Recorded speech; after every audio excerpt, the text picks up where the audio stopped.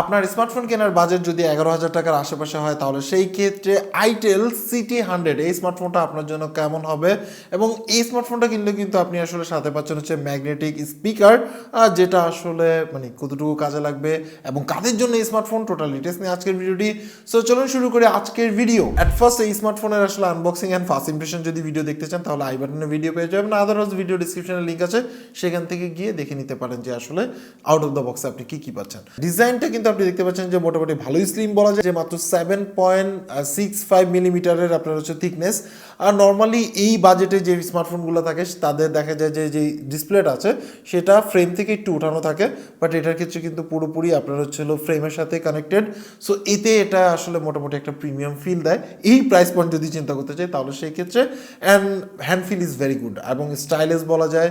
Colour পছন্দ যদি হয় আপনার, মানে এক একজনের তো এক এক রকম পছন্দ, বাট আমার কাছে পার্সোনালি যদি বলতে চাই ডিজাইন ওয়াইজ আপনি আসলে এটাকে পছন্দ করবেন। এছাড়াও এর মধ্যে ইউজ করেছে 6.75 ইঞ্চের একটা এইচডি প্লাস ডিসপ্লে, যেটা রিফ্রেশ রেট হচ্ছে 90 হার্জ। সো ডেইলি ইউজের ক্ষেত্রে আপনি যদি আসলে মিডিয়া কনজিউম করেন বা টুকটাক সোশ্যাল মিডিয়া ব্রাউজ করেন তাহলে সেই ক্ষেত্রে এই ডিসপ্লে আপনাকে মোটামুটি সাপোর্ট দিবে। আর 90 হার্জ হচ্ছে আপনি ক্যাজুয়ালি যদি টুকটাক গেম খেলেন তাহলে সেই ক্ষেত্রে আপনাকে মোটামুটি একটা সাপোর্ট দিবে। আমার কাছে কালারের কথা যদি বলি তাহলে সেই ক্ষেত্রে মিডিয়া কনজিউমের ক্ষেত্রে আপনি কোনো আসলে প্রবলেম ফেস করবেন না, বাট এই প্রাইস রেঞ্জে বর্তমানে আমার কাছে মনে হয় যে অ্যাটলিস্ট ফুল এইচডি দেওয়া উচিত আর কি, আমার কাছে পার্সোনালি মনে হয়। এছাড়াও দেখা গেছে যে আরও আদার্স কথা যদি চিন্তা করতে চাই এইচডি প্লাস দিয়ে কাজ চলে, বাট আপনার হচ্ছে ফুল এইচডি হলে বেটার হতো আমার পার্সোনাল ওপিনিয়ন। মিডিয়া কনজিউমের ক্ষেত্রে যেহেতু এর মধ্যে সিঙ্গেল স্পিকার, সো যখনই আপনি আসলে সিঙ্গেলি এটা দেখবেন তাহলে একটু লাউডনেস কম মনে হতে পারে, বাট এর সাথে যে পোর্টেবল ম্যাগনেটিক স্পিকার আছে সেটা যদি আপনি আসলে কানেক্ট করে নেন ব্লুটুথ স্পিকার তাহলে সেই ক্ষেত্রে সাউন্ডের অভাব হবে না। আপনি আসলে মানে খুব ভালোভাবে আপনার যত ধরনের মানে মিডিয়া কনজিউম আছে, মুভি টুভি যদি দেখেন তাহলে অনায়াসে আপনি চাইলে এটাকে ইউজ করতে পারবেন এবং এটাকে কিন্তু স্ট্যান্ড হিসাবেও কিন্তু ইউজ করতে পারবেন। মজার কথা হচ্ছে যে এই বাজেট রেঞ্জে আপনি কিন্তু IP64 water and dust resistant পাচ্ছেন। সো বুঝতে পারছেন যে হালকা পাতলা ময়লা টয়লা পড়লে তেমন একটা প্রবলেম হবে না, বা হালকা পাতলা যদি একটু পানি ছিটা টিটা পড়ে বা বৃষ্টিতে আপনি ভিজতেছেন, কথা বলতেছেন, হালকা পাতলা পানি পড়তেছে, সেই ক্ষেত্রে কিন্তু এই ফোন সার্ভাইভ করে যাবে আর কি। সো এই রেঞ্জের আসলে কোনো ফোনে নর্মালি IP64 রেটিংটা দেয় না, বাট আমার কাছে মনে হচ্ছে যে এটা একটা ভালো অ্যাডভান্টেজ হতে পারে যারা আসলে রেগুলার ইউজ করবেন আর কি। 6GB র্যাম এবং হচ্ছে 128GB হচ্ছে আপনার স্টোরেজ পেয়ে যাবেন। প্রসেসর হিসাবে এই ফোনে থাকতেছে হচ্ছে Unisoc T7250।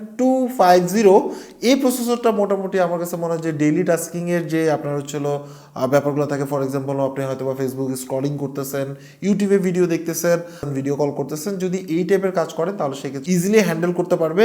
এর সাথে আইটেল ভার্সন 14.5 এর কিন্তু আপনি একটা স্মুথনেস পেয়ে যাবেন, যেটা হচ্ছিল অ্যান্ড্রয়েড 14 এর উপরে বেস করা।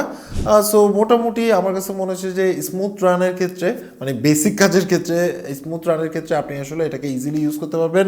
এছাড়া ফোনের বক্সের মধ্যেই লেখা আছে যেটা কিন্তু 60 মাসের আপনার হচ্ছিল যে স্মুথনেস, আপনি যখনই ইউজ করবেন সেটা একটা স্মুথ ফিল পাবেন, সেটা গ্যারান্টি কিন্তু তারা দিচ্ছে। আমি পার্সোনালি যখন ইউজ করে দেখছি সেক্ষেত্রে দেখা গেছে যে আমার বেসিক কাজগুলো, ফর এক্সাম্পল কথা বলা ফোনে, তারপর হচ্ছিল ইউটিউবে ভিডিও দেখা বা একটু টুকটাক ক্যাজুয়ালি গেমিং মানে গেম খেলা, তাহলে সেই ক্ষেত্রে মোটামুটি পারফরমেন্স ভালো ছিল। বাট এর মধ্যে কিন্তু আপনি হায়ার এক্সপেকটেশন থাকা যাবে না, কারণ আপনার প্রাইস কথা চিন্তা করতে হবে।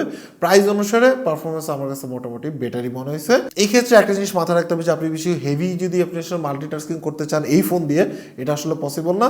বেসিক কাজগুলো বা জেনারেল পারপাসে যদি আপনি ইউজ করতে চান তাহলে অনায়াসে আপনি এটাকে ইউজ করতে পারবেন। এর যে প্রসেসর, এর যে ডিসপ্লে, এর যে আপনার ইউআই আছে সেটা কিন্তু মোটামুটি স্মুথ একটা পারফরমেন্স দিচ্ছিল প্রাইস পয়েন্ট যদি আমরা আসলে চিন্তা করতে চাই। এছাড়াও এর কিছু সফটওয়্যার গঠিত আপনি আসলে কিছু ফিচার পেয়ে যাবেন, যেমন ডাইনামিক আছে, তারপরে দেখা গেছে যে আপনার অলওয়েজ অন ডিসপ্লে, যদিও এটা আসলে অলওয়েজ অন হবে না যেহেতু অ্যামুলেট না, তারপরেও কিছু ফিচার আছে যেগুলোর মাধ্যমে আপনি আসলে হয়তো বা ব্যাটারি ড্রেনটা একটু বেশি হবে, আপনি ওই ধরনের ফিচারগুলো চাইলে এই ফোনে ইউজ করতে পারবেন। এছাড়া এর যে সিকিউরিটি আছে, সিকিউরিটি হিসাবে ইউজ করা হচ্ছে ফিঙ্গারপ্রিন্ট সেন্সর, যেটা আসলে আমার কাছে মনে হচ্ছে যে উইদিন এ সেকেন্ড, মানে আপনার জাস্ট সেকেন্ডের মতো সময় লাগে এটা হচ্ছে আনলক করতে। অ্যান্ড ফেস আনলকটাও মোটামুটি ফাস্টই ছিল। ক্যামেরার ক্ষেত্রে এর যে মেইন ক্যামেরা আছে সেটা 13 মেগাপিক্সেলের একটা এআই ক্যামেরা এবং সাথে হচ্ছিল সাপোর্টিং একটা হচ্ছিল ডেপথ সেন্সিং এর জন্য একটা ক্যামেরা। নিচে যেটা দেখতেছেন এটা হচ্ছে আয়ার ব্লাস্টার, যেটার মাধ্যমে আপনি আসলে ম্যাক্সিমাম যে ডিভাইসগুলো আয়ার ব্লাস্টার সাপোর্ট করে সেগুলো আপনি রিমোট কন্ট্রোল হিসেবে ইউজ করতে পারবেন। এসি হইতে পারে, আপনার হচ্ছে টিভি হইতে পারে, এগুলোর ক্ষেত্রে আপনি ইউজ করতে পারবেন।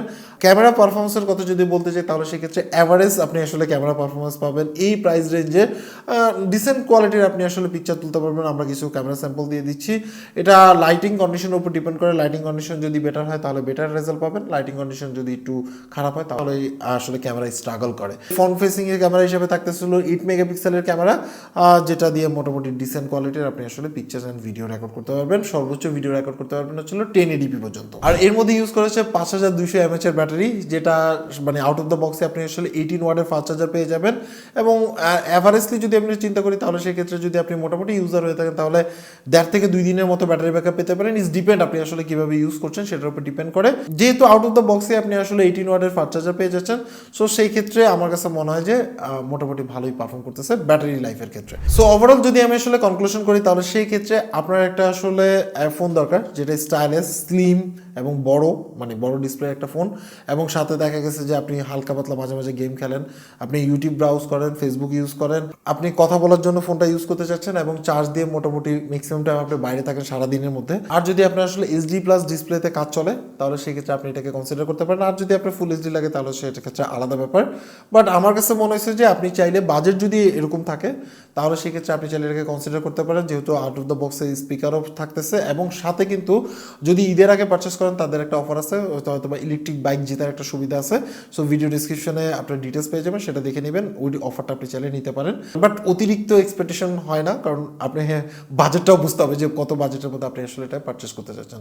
সো এরপরও কিনবেন না কিনবেন টোটালটা আপনার উপর ডিপেন্ড করে। আমরা জাস্ট হচ্ছে এই স্মার্টফোনটাকে আপনার সাথে ইন্ট্রোডিউস করে দিলাম। সো আজকে পর্যন্ত অ্যাকচুয়ালি আপনার কাছে আইটেলের এই CT100 এই স্মার্টফোনটা 11,990 টাকাতে এই ফোনটা কেমন লাগতেছে সেটা অবশ্যই কমেন্টস করে জানাবেন, এবং আপনার কাছে প্রাইসটা কেমন মনে হয়েছে বা ফোনটা আপনার কাছে কেমন মনে হয়েছে সেটা অবশ্যই কমেন্টস করে জানাবেন। সবাই ভালো থাকবেন, আল্লাহ হাফেজ।